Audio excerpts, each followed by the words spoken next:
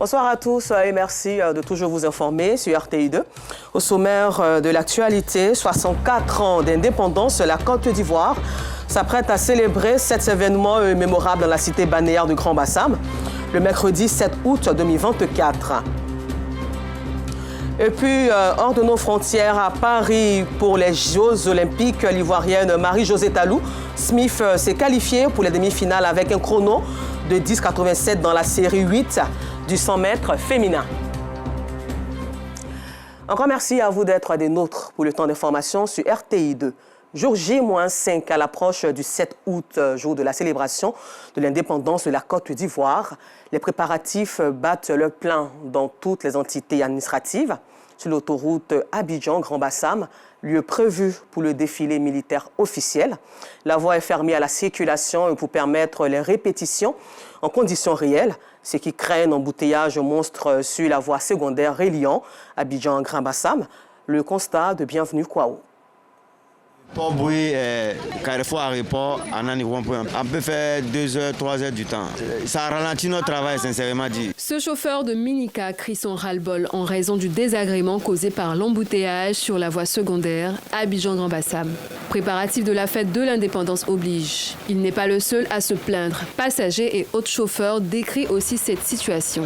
Je viens de l'aéroport. Je vais sur Bassam maintenant. 1h30. Mais c'est pas grave, on fait avec. Comme c'est l'indépendance, on maintient ça. Très fatigué. Vraiment, c'est vraiment insupportable. C'est difficile, c'est une nouvelle fois. On n'avait pas imaginé que ça aurait prendre de telles proportions. On essaie de faire avec. C'est sur l'autoroute Abidjan-Grand-Bassam que va se tenir le défilé du corps militaire à l'occasion des 64 ans de la fête nationale de l'indépendance. Pour assurer un spectacle à la hauteur des attentes, des répétitions de plusieurs jours s'imposent. D'où la fermeture de la voie principale à la circulation. Les préparatifs se passent bien dans l'ensemble. Nous avons exécuté déjà en entame de jeu des répétitions internes dans nos casernes. Et là, c'est déjà une terminaison de tout ce que nous avons commencé aujourd'hui en grandeur nature. Pour des questions de sécurité, bien entendu, les voies ont été fermées juste pour la période des préparatifs de l'indépendance. Mais à l'issue, les voies seront ouvertes au public. La fermeture de la voie principale de Grand-Bassam n'est pas sans conséquences. Des embouteillages monstres longs de plusieurs kilomètres se forment sur la voie secondaire. Ces longues et interminables files de voitures avancent à pas de tortue, ce qui impacte leurs activités. L'embouteillage même fatigue même, parce que nous on a besoin de beaucoup de tours pour pouvoir s'en sortir. Mais avec les embouteillages, de matin jusqu'au soir, si on a trop fait, c'est au moins 4 tours, 5 tours. Ça ne nous arrange pas. Ça handicape c'est 1 heure aller, 1 heure retour, c'est compliqué. Ça nous fatigue, mais on fait comment? Comme c'est pour quelques jours, on est obligé de faire avec. Les festivités de l'indépendance, bien qu'attendues avec impatience, affectent le quotidien des usagers de cette voie. Comme le dit l'adage, on ne peut pas faire d'omelette sans casser les œufs. Les usagers devront donc prendre leur mal en patience. Dans un peu plus de 5 jours, la voie sera dégagée. Un peu plus loin du district autonome d'Abidjan, à Botro, dans la région de Gbeke, les élèves ont été instruits sur les conséquences dévastatrices des grossesses précoces et celles en cours de scolarité. Au cours de cette activité, ils ont été encouragés à contribuer à la lutte contre les violences basées sur le genre VBG et surtout à la promotion de la culture de la paix et de la non-violence en milieu scolaire. Une action à l'initiative de la direction du centre social de Botro dans le cadre de ces activités de commémoration de la journée de l'enfant africain. Le reportage est signé Boubacar Silla et Soro Corona de RTI Boaké. Au cours de l'année scolaire 2023-2024, 4137 cas de grossesse ont été enregistrés en Côte d'Ivoire, dont 32 cas signalés dans le département de Botro. Face à cette situation préoccupante, les écoliers, les élèves et parents d'élèves de la localité sont sensibilisés sur les conséquences des grossesses précoces, sur leur vie et la santé de la jeune fille. Les participants ont été aussi exhortés à promouvoir la culture de la paix et de la non-violence en milieu scolaire, une action de la direction du centre social de Botro. Dans la continuité des activités de commémoration de la journée internationale de l'enfant africain. La violence et les grossesses en milieu scolaire constituent un réel danger pour l'avenir des filles et des jeunes garçons. Cette réalité complexe confronte les adolescents à des défis multiples, compromettant souvent leur accès à l'éducation, et leur avenir. La jeune fille est confrontée à faire un avortement clandestin, ce qui peut conduire même à leur décès. Avant même de parler de décès, il y a l'utérus qui peut prendre un coup et demain étant dans ton foyer, tu ne pourras plus donner d'enfant à ton mari. Les autorités administratives locales et les partenaires techniques saluent cette campagne de sensibilisation. Madame la directrice du centre social de Botro, vous avez touché un secteur aussi important, vital. Au nom des cadres de Cocodier, je voudrais vous dire merci. Ensemble, luttons contre les grossesses précoces en cours de scolarité. C'est le thème de l'édition 2024 de la Journée de l'enfant africain à Botro. Des sketchs, des ballets et une projection des films sur le phénomène des grossesses précoces et la violence en milieu scolaire ont meublé cette journée de sensibilisation. Retour à Abidjan ici pour parler d'économie numérique où ils sont au total 1562 candidats à concourir pour l'entrée à l'école supérieure africaine des technologies de l'information et de la communication ESATIC. 1437 pour le niveau licence et 125 pour le niveau master. Pour donner le top départ, le ministre de tutelle Khalil Konaté Ibrahim est venu en personne procéder au démarrage des épreuves. Ce concours s'est déroulé au sein du lycée classique de Cocody en présence de Clément Boucon.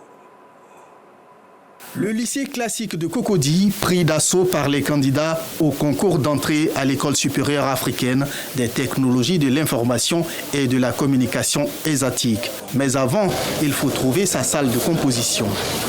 C'est au premier, salle 17.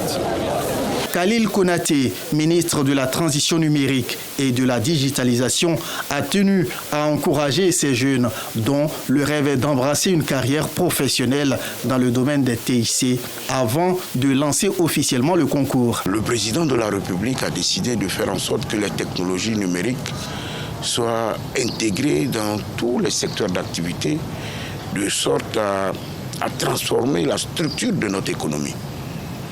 Et voilà que cette école qui fait des émules, notamment le jeune Diakité qui a été numéro 1 mondial sur près de 80 000 candidats, donne des résultats. Et aujourd'hui, nous sommes passés de 300 candidats au concours en 2012 à 1569 candidats aujourd'hui.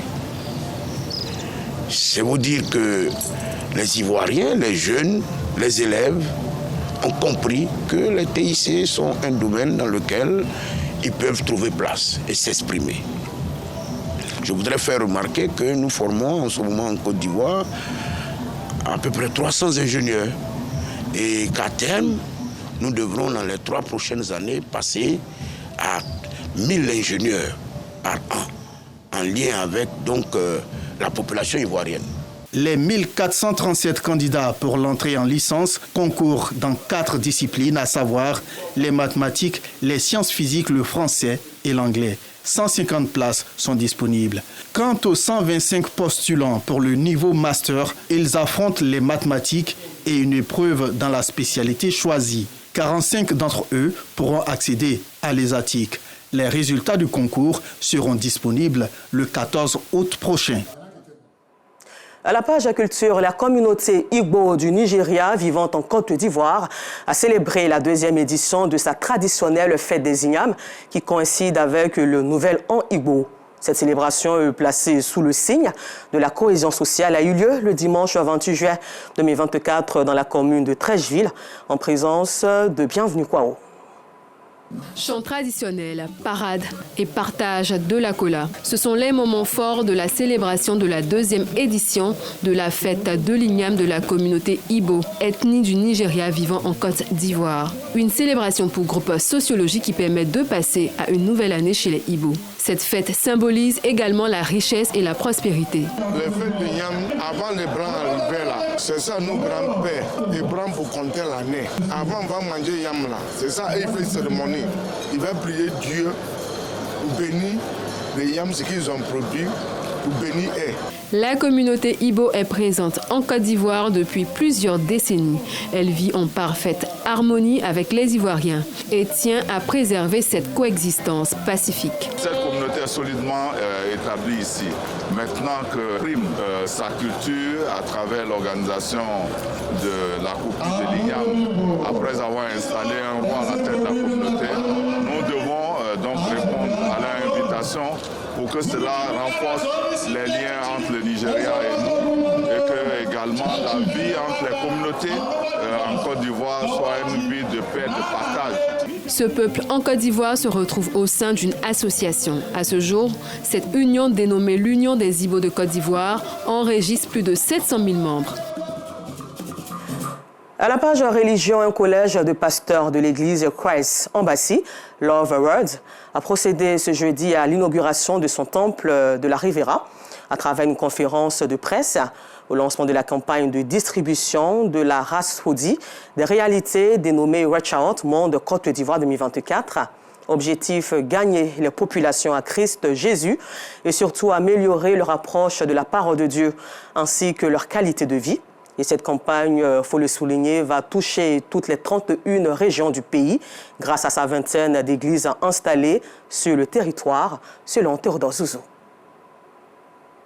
Ce livret de 80 pages est une rhapsodie des réalités, un guide de vie avec des enseignements riches de la parole de Dieu. Elle est l'œuvre du pasteur Chris Yaklome, fondateur de l'église Christ Embassy Love World. Un collège de pasteurs procède ce 1er août au lancement de la campagne de distribution de cette rhapsodie aux populations.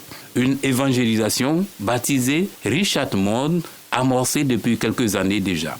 La campagne de Reach Out est une campagne de distribution du livret appelé Rhapsodie des réalités, qui a commencé en 2007 dans le but d'atteindre chaque homme dans son monde et dans sa langue, avec la bonne nouvelle d'espoir. C'est un utile de changement. Cette campagne se déroulera tout le mois d'août sous le thème « Proliférant la paix et la prospérité à travers la parole de Dieu ». Cette activité spirituelle a possible toutes les populations de Côte d'Ivoire. Pour ce faire, la Rhapsodie des réalités est écrite en diverses langues locales du pays. À savoir quelques-uns comme le Bété, le Baoulé, le Djoula. Vous verrez la Rhapsodie pour les tout petits. Nous avons la Rhapsodie aussi pour les petits. Et aussi, nous avons la Rhapsodie des réalités pour les jeunes, qu'on appelle le TIVO.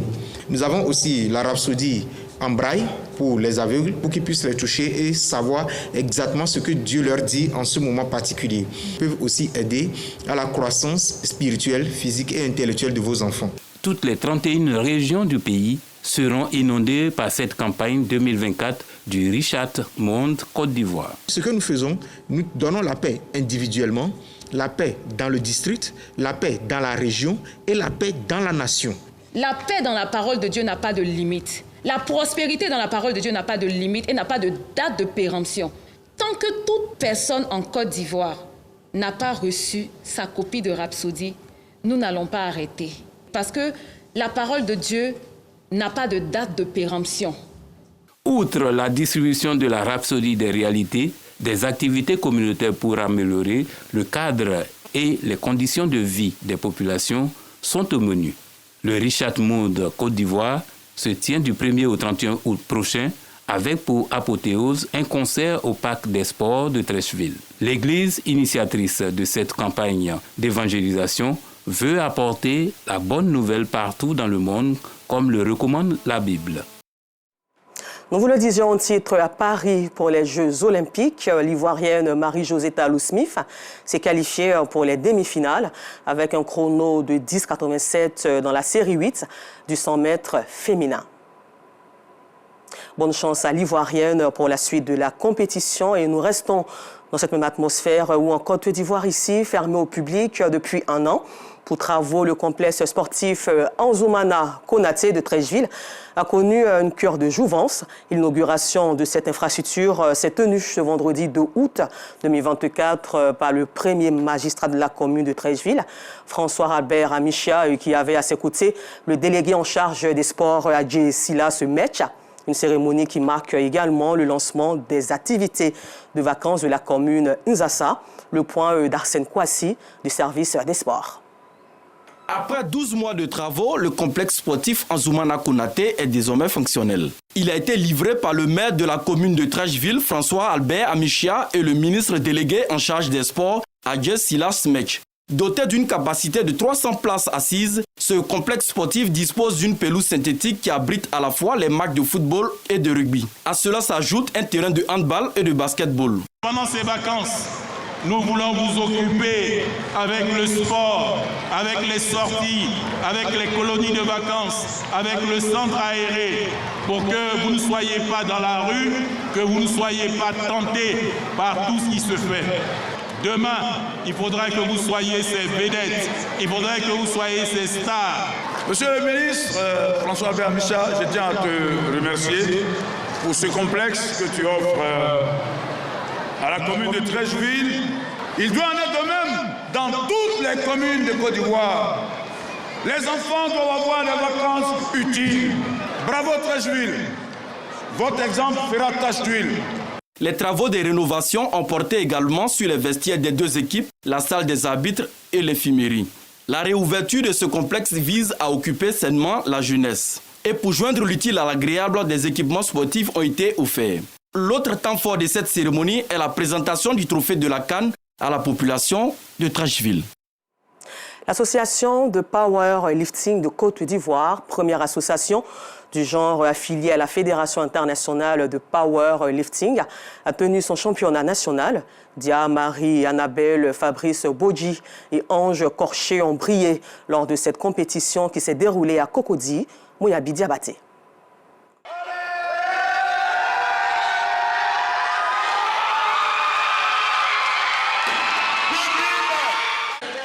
Comme à son habitude, Fabrice Bodji a plané sur le championnat national de powerlifting et bench press.